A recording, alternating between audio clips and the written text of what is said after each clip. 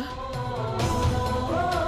ఈ అమ్మ ఒకే ఒక కోరిక, నా పిల్లలు ఎక్కడున్నారో తెలుసుకోవడం, నా పిల్లల్ని అక్కున చేర్చుకోవడం. ఆ ఒక్క కోరిక కూడా తీర్చలేవా స్వామి? ఈ తల్లిని ఏడ్పిస్తే నీకేం వస్తుంది స్వామి?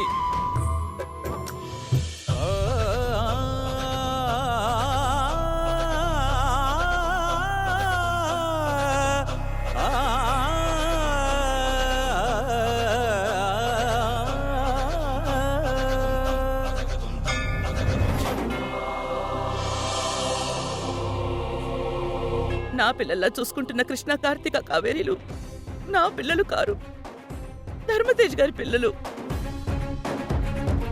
మరి నా పిల్లలు ఎక్కడ స్వామి? ఎక్కడా?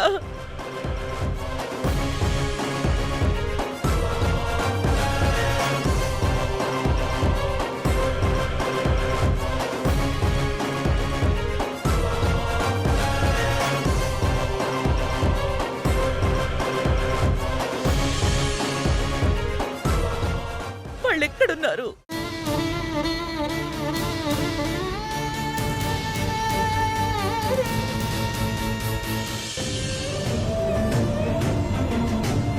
ఈ ఫోటో చూపించి రాణమ్మ నా పిల్లలని అడిగింది. ఆ పిల్లల్ని నేను నదిలో కాపాడి ఒడ్డుకు తీసుకొచ్చాను. వాళ్ళే ఈ పిల్లలు. ఈ విషయం రాణమ్మకి చెప్పాలి. రాణమ్మా, రాణమ్మా ఎక్కడికి వెళ్ళినట్టుంది, ఫోన్ చేద్దాం.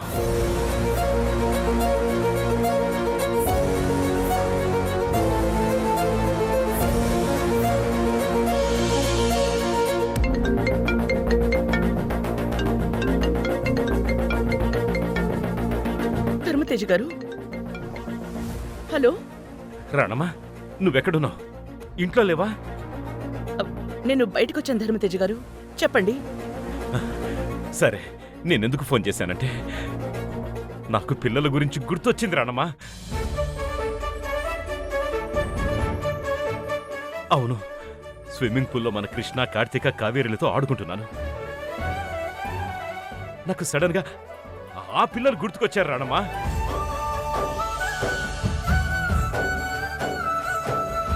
నేను ఫోటో చూపించి అడిగినా ఆ పిల్లల గురించేనా మీరు మాట్లాడేది?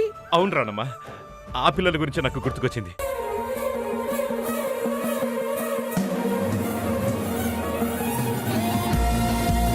నేను ఒకసారి నదిలో మునిగినప్పుడు 3 పిల్లలు నా కాళ్ళకి తగిలితే అలాగే వాళ్ళని నా చేతులతో పైకి తీసుకొచ్చాను. ఆ 3 పిల్లలు నదిలో ఎలా కొట్టుకొచ్చారో నాకు తెలీదు. వాళ్ళని కాపాడి ఒడ్డుకు తీసుకొచ్చాను రాణమ్మా. ఆ తర్వాత ఏమైంది? ఆ పిల్లలు ఎక్కడున్నారండి? వాళ్ళు ఏమయ్యారు చెప్పండి. వాళ్ళని నేను ఒడ్డుకు తీసుకొచ్చాను. పాపం, ఆ పిల్లల్ని చూసి నా మనసు తల్లడిల్లిపోయింది రాణమ్మా. పిల్లల అమ్మా నాన్న ఎవరు కనుక్కొని వాళ్ళకి అప్పచెప్పాలనుకున్నాను. అయితే ఆ పిల్లల్ని ఎవరికి అప్పచెప్పారండి? చెప్పండి. హలో, చెప్పండి ధర్మతేజ్ గారు, ఆ పిల్లల్ని ఏం చేశారు? చెప్పండి, ఎవరికి అప్పచెప్పారు? అయ్యో చెప్పండి.